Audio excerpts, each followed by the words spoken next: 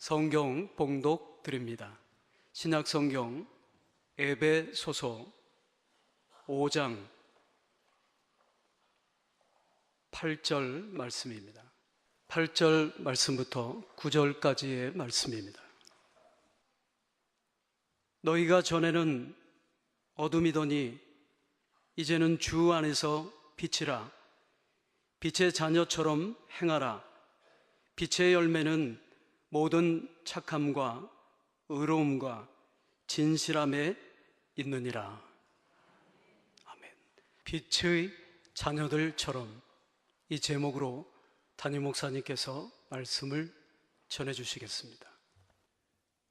경기도 안성에 있는 세우리교회에 출석했던 한 무연고 할아버지의 이야기가 감동을 주고 있습니다. 이 할아버지는 지난해 연말에 세상을 떠났습니다. 세우리교회의 한 장로님이 운영하는 공장에서 기거했는데 현장에 있는 컨테이너 박스에서 지냈습니다. 그러다가 척추관 협착증이 심해져서 더 이상 일을 할 수 없게 되니까 교회에서 그 할아버지가 기거할 수 있도록 작은 공간을 마련해 주었습니다. 그러다가 성도들이 자발적으로 모금을 해서 보증금도 내고 월세 방을 마련해서 그 할아버지의 거처를 옮겨 주었습니다. 이 할아버지는 수백만 원의 빚이 있었는데 그 빚을 갚기 위해서 일용직으로 일을 하면서 알뜰히 모아가고 그래서 그 빚을 갚아 나갔습니다. 교회 출석은 물론이고 교회 봉사에 아주 열심히였습니다. 매주일 아침에 일찍 교회에 나와서 교회 물청소를 도맡아 했습니다. 그리고 어려운 이웃에 대한 관심도 많아서 교회에서 나눔의 행사를 할 때는 언제나 빠짐없이 적극적으로 동참했습니다. 그러다가 지난해 9월 아침 일찍 나와서 교회 청소를 했는데 예배에 참석 못한 겁니다. 이상히 여겨서 알아보니까 뇌출혈로 반신을 쓸 수가 없게 되었고 그대로 병원에 갔는데 결국은 회복되지 않아서 얼마 뒤에 세상을 떠났습니다. 연고가 없기 때문에 그 교회 담임 목사가 그 기거했던 월세방을 찾아가서 유품을 정리하다 보니까 저금통 2개가 나왔습니다. 교회에서 나누어 준 것인데 그 기아 대책에서 사랑의 밥그릇이라는 조그마한 저금통입니다. 그런데 그 안에 동전이 260여 개가 있었고 17,950원이 됐습니다. 교회에서는 그 뜻을 살려서 기아 대책에 보냈습니다. 마음이 가난했던 이 무연고 할아버지는 세상에서 가장 무거운 저금통을 채우고 하나님 품으로 간 것입니다. 오늘의 말씀 에베소서 5장 8절입니다. 너희가 전에는 어둠이더니 이제는 주 안에서 빛이라. 빛의 자녀들처럼 행하라. 너희가 전에는 어둠이더니, 예수 그리스도를 알기 전, 만나기 전, 믿기 전에 우리는 어둠이었습니다. 하나님을 알지도 못하고 하나님을 믿지도 않았습니다. 하나님이 없는 삶, 하나님을 알지 못하는 삶을 살았습니다. 이건 죄악된 삶이었습니다. 죄악된 삶은 곧 어둠의 상태를 말합니다. 이 어둠의 상태는 죄악 가운데 있는 삶이기 때문에 결국 늘 죽음에 대한 두려움과 공포 속에 살아야 했습니다. 뿐만 아니라 불안합니다. 내일에 대해서도, 내 앞에 펼쳐질 미래에 대해서도 확실하지 않기 때문에 불안합니다. 미래가 없습니다. 희망도 없습니다. 이러한 삶의 모습은 결국 자기 자신에 대해서 항상 스스로 불안하고 그리고 미래가 없으니까 사는 것이 진실한 삶의 내용으로 열매를 맺을 수가 없습니다. 어두움 속에 살아가기 때문에 결국 종말은 멸망을 향해 가는 것입니다. 우리는 사실 우리의 과거를 보면 죄와 그리고 사망의 권세 아래 완전히 묶여 살았습니다. 사탄의 지배를 받는 인생이었습니다. 오직 육신의 욕망을 따라 살아가던 삶이었습니다. 그래서 바울 사도는 본질상 진노의 자녀였다고 했습니다. 여러분, 우리가 이렇게 먹고 마시고 활동하고 움직이고 생활하고 결혼하고 또 집을 짓고 우리가 살아가지만 하나님을 알지 못하고 예수 그리스도를 만나지 못한 인생은 결국 죽음을 향하여 가는 본질상 진노의 자녀입니다. 그런데 이제는 예수 그리스도 안에서 빛입니다. 예수 그리스도 안에서 빛이라고 하는 것은 예수 그리스도께서 어두움에 있는 우리를 그 어두움의 권세에서 건져내셨습니다. 그래서 우리가 빛이 되었습니다.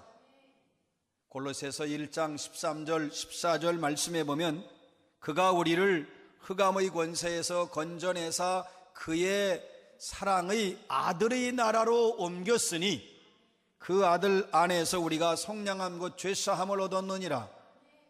그의 사랑의 아들의 나라, 예수의 나라, 생명의 나라, 구원의 나라로 옮겨졌습니다. 고린도 후서 5장 17절 말씀입니다. 그런즉 누구든지 그리스도 안에 있으면 새로운 피조물이라. 이전 것은 지나갔으니 보라 새 것이 되었도다. 이전 것은 지나갔습니다. 어두움은 이미 사라졌습니다. 우리는 새로운 존재입니다. 새로운 피조물입니다. 주 안에서 빛이라. 우린 그리스도로 말미암아 빛이 되었습니다. 그리스도 안에 살고 있는 지금 우리는 빛입니다. 그런데 여러분, 달이 스스로 빛을 발할 수 없습니다. 빛을 발하는 발광체가 아닙니다. 달은 찬란한 태양빛을 받을 때만 비로소 빛을 발할 수 있습니다. 우리도 마찬가지입니다. 우리는 어두움에 있었습니다. 어두움이 스스로 빛을 발할 수 없습니다. 빛이 될 수도 없고 빛을 발할 수 없습니다. 어둠이었던 우리에게 참빛 되신 예수 그리스도께서 찾아오셨고 참빛 되신 예수 그리스도를 영접하고 주님으로 모시면 우리가 비로소 빛이 되고 비로소 빛을 발하는 빛의 자녀가 되는 것입니다. 요한일서에 보면 1장 5절에 하나님은 빛이시라 그에게는 조금도 어두움이 없으시다 그랬습니다. 하나님은 빛이십니다. 또 예수님은 스스로 나는 세상의 빛이라 나를 따르는 자는 어두움에 다니지 아니하고 생명의 빛을 얻으리라. 예수 따르면 생명의 빛이 있습니다. 또 예수님은 우리를 향하여 말씀하십니다. 너희는 세상의 빛이라. 너희 빛을 사람에게 비추게 하여 너희 착한 행실로 그들로 하여금 하나님 아버지께 영광을 돌리게 하라. 그러니까 예수님 말씀하시는 빛은 착한 행실을 말씀합니다. 그래서 우리 빛을 온 세상에 비추어야 합니다. 인도의 시인 타고르가 동방의 등불이라고 하는 시를 1929년 우리 동아일보에 실었습니다. 그 일화가 있는데 타고르가 일본을 방문했을 때 동아일보 기자가 우리 그 당시 조선이죠. 조선을 방문해 달라. 그랬는데 일정상 갈 수가 없다. 그러나 내가 시를 하나 써주겠다. 그래서 이 동방의 등불이라는 시를 동아일보에 게재했다는 이야기가 있습니다. 그런데 이 동방의 등불이라는 시는 우리 대한민국 국민에게 굉장한 희망을 주었습니다. 3.1운동 이후에 암울한 우리 조국은 미래가 보이지 않고 이제는 독립, 해방, 꿈도 꿀 수 없는 그런 상황에 점점 더 어두워질 때에 동방의 등불 되리라. 동방에 찬란한 빛을 발하게 될 것이다. 그래서 우리에게 희망을 심어주었어요. 암울했던 시대에 비전을 심어준 거죠. 그러니까 우리에게는 큰 힘과 위로와 소망이 됐습니다. 용기가 됐습니다. 여러분 지금 마찬가지입니다. 우리가 세상에 다 어둡다. 그리고 세상에 다 죄악으로 가득 찼다. 사람들은 희망이 없다. 점점 더 모든 것이 어려워진다. 그렇게 말할 때에 너희는 주 안에서 빛이라 빛이 자녀들처럼 행하라. 우리가 빛을 발해야 합니다. 내가 빛의 열매를 맺어야 합니다. 더 이상 우리가 어둠에 있으면 안 됩니다. 빛이기 때문에 빛의 열매를 맺어야 합니다. 오늘 말씀하십니다. 오늘의 말씀 에베소서 5장 9절입니다. 빛의 열매는 모든 착함과 의로움과 진실함에 있느니라. 여러분, 우리는 빛의 열매를 맺어야 되는데 열매를 삶으로 맺는 거예요. 내가 착하게 살고 의롭게 살고 진실하게 살면 그것이 곧 열매, 빛의 열매가 되는 것이고, 빛의 자녀는 당연히 이 열매를 맺어야 하는 것입니다. 한 번은 런던 타임즈에서 여러 작가들에게 무엇이 이 세상의 문제인가 라는 주제로 글을 써달라, 에세이를 써달라고 요청을 했습니다. 그래서 많은 작가들이 여기에 참여했습니다. 이 세상에 이렇게 만연한 이 어두운 이 갈등, 이 분열, 이 고통, 이게 다 문제가 무엇인가? 무엇이 세상의 문제인가? 근원이 어디에 있는가? 이 모든 문제는 어디로부터 왔는가? 그 가운데에 G.K. 체스터턴이라고 하는 작가가 보내준 글이 가장 강력하고 짧고 그러면서도 가장 명확한 그러한 대답으로 평가가 됐습니다.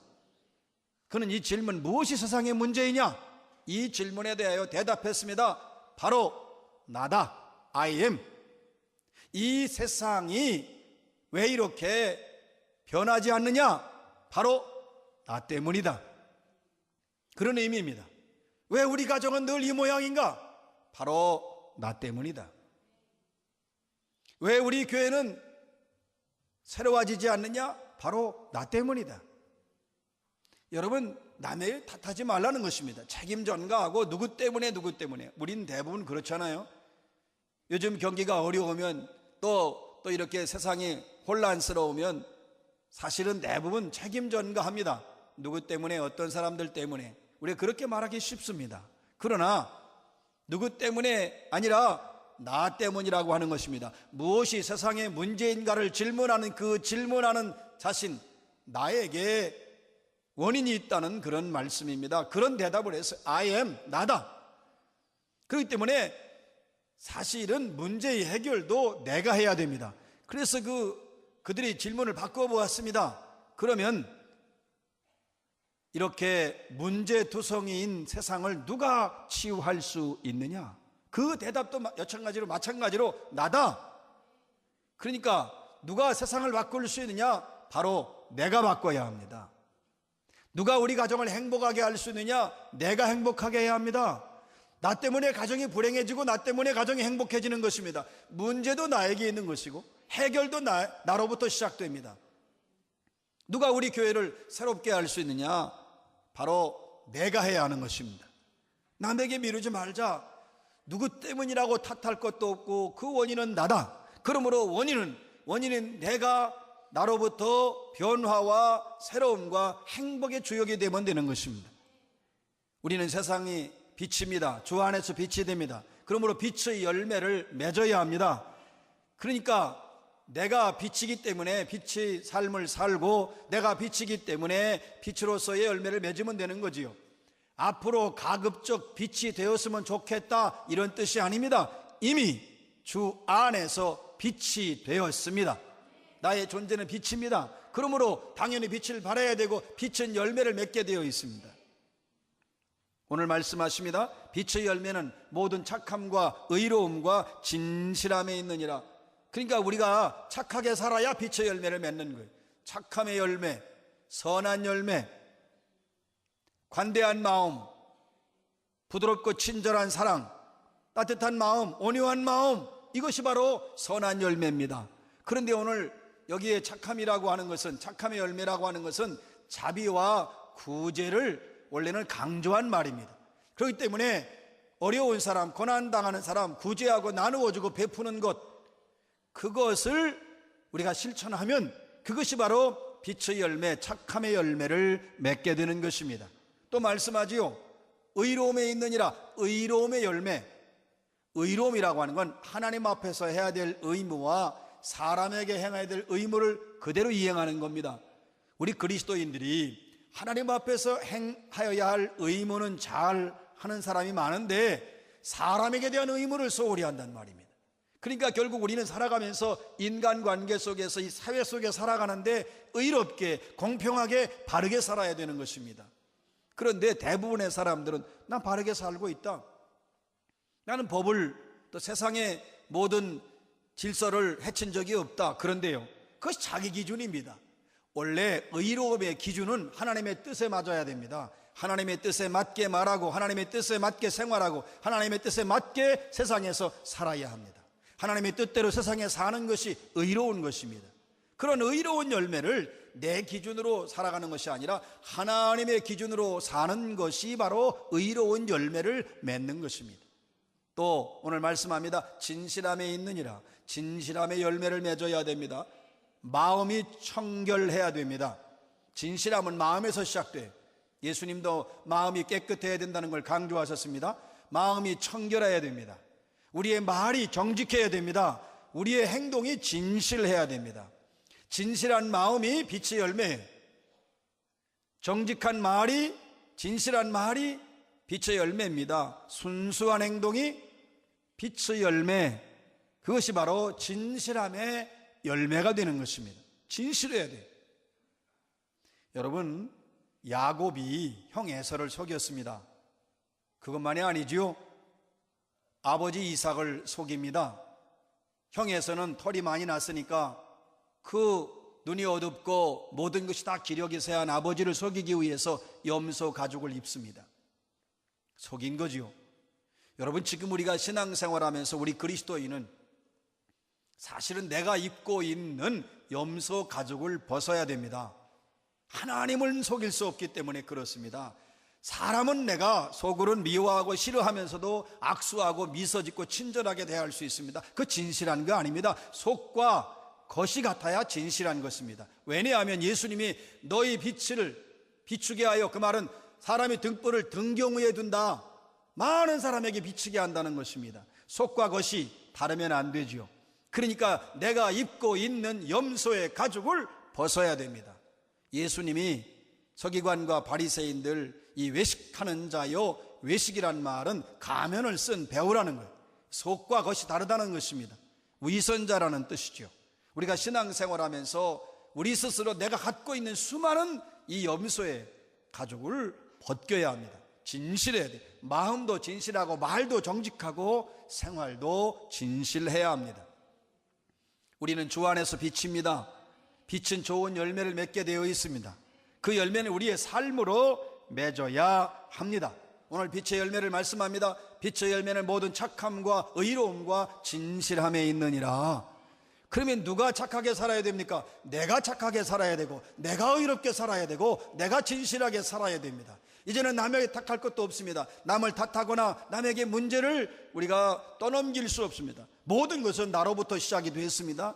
무엇이 세상의 문제인가? 우리 가정과 교회는 나 때문에 문제가 발생한 것입니다. 그러면 이것을 어떻게 치유할 수 있는가? 내가 하면 되는 것입니다. 내가 착하게, 내가 의롭게, 내가 진실하게 살면 되는 것입니다. 이것이 바로 빛의 열매입니다. 여러분, 이 열매를 맺어서 빛의 자녀답게 살아서 착하게, 의롭게, 진실하게 살아서 하나님께 영광 돌리는 인생길 걸어가시기를 주의 이름으로 축원합니다.